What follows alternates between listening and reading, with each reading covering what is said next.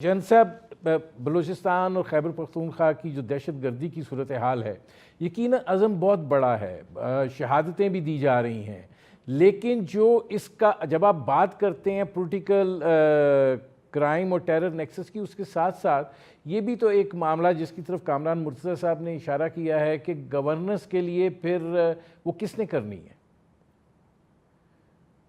جی بسم اللہ الرحمن الرحیم. Thank you very much Nadeem Hussain صاحب فار ہیونگ می، اور تمام پارٹیسپینٹس کو میرا بہت سلام.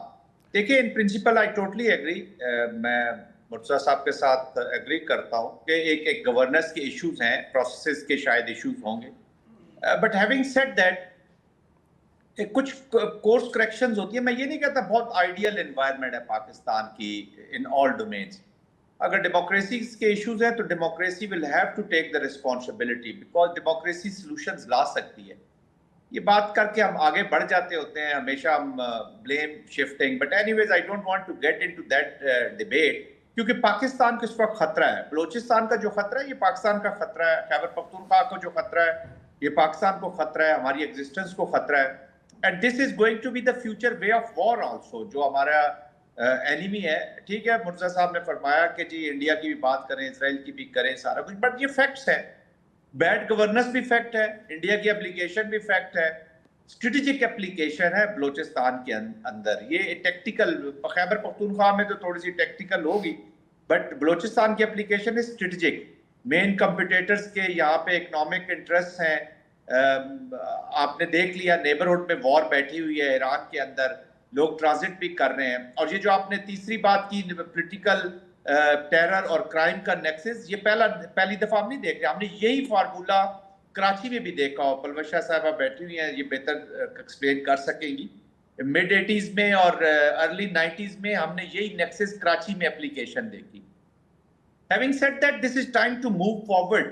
Move forward کا مطلب یہ ہے کہ ہمیں ابھی اپروچ کو اپنی سیدھی کرنا ہے، اپنی پروسیسز کو سیدھا کرنا ہے، لیکن جنگ کو بھی لڑنا ہے.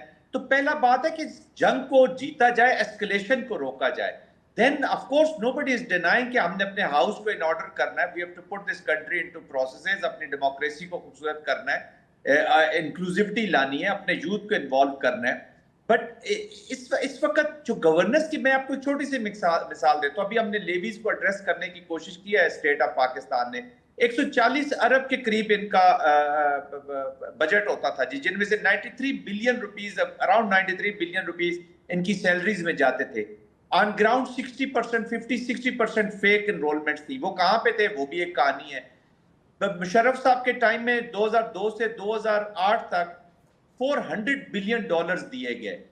پریزیڈنٹ زرداری صاحب نے ایک پروگرام اناؤنس کیا تھا، hundreds of billions of dollars Balochistan میں گئے. کہاں گئے، کدھر لگے ہوئے ہیں، who will inquire that. But having said that، اپنے گھر کی ابھی ہم اگر ان باتوں کو لے کر بیٹھ جائیں گے تو we are not moving forward. ایک ایگزسٹینشنل تھریٹ ہے، اس کو لڑا جائے with single liner. میں بتاتا ہوں کہ with clear political objectives، clarity in politics بہت ضروری ہے، اینڈ اونرشپ ان پالیٹکس بہت ضروری ہے. اور اس کے ساتھ پریسیجن کے ساتھ آپ ملٹری کا یوز کریں.